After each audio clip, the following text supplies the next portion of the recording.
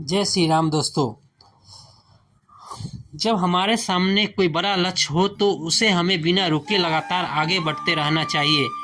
अगर रास्ते में छोटी छोटी सफलता मिलती भी है तो हमें रुकना नहीं चाहिए, वरना हम लक्ष्य से भटक जाते हैं। ये बात रामायण से हम समझ सकते हैं। रामायण में रावण ने सीता का हरण कर लिया था।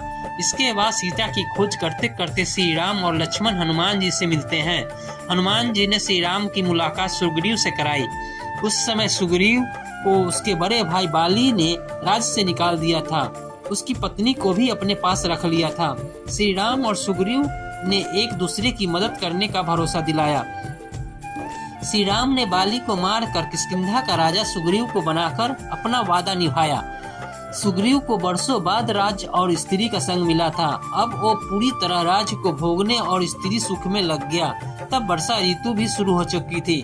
भगवान श्री राम और लक्ष्मण एक पर्वत पर गुफा में निवास कर रहे थे। वर्षा ऋतु निकल गई, आसमान साफ हो गया। श्री राम को अभी इंतजार था कि सुग्रीव आएंगे और सीता की खोज शुरू की जाएगी, लेकिन सुग्रीव पूरी तरह से राग रंग और उत्सव मनाने में डूबे हुए थे।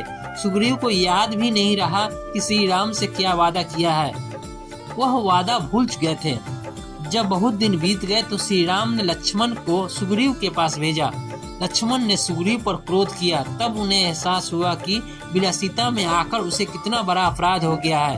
सुग्रीव को अपने वचन भूलने और विलासिता में भटकने के लिए सबके सामने शर्मिंदा होना पड़ा, माफी भी मांगनी पड़ी। इसके बाद सीता की खोज शुरू हो गई। रामायण की सीख। रामायण के इस प्रसंग की सीख है कि छोटी सी सफलता के बाद अगर हम कहीं ठहर जाते हैं, उत्सव मनाने लगते हैं, तो मार्ग से भटकने का डर रहता है। कभी भी छोटी छोटी सफलताओं को अपने ऊपर हावी ना होने दे। अगर हम छोटी सी प्रारंभिक सफलताओं में उलझकर रह जाएंगे तो कभी भी बड़े लक्ष्यों को हासिल नहीं कर पाएंगे। इसी के साथ आज का कहानी खत्म होता है। कल फिर मिलते हैं एक नई कहानी के साथ। जय श्री राम।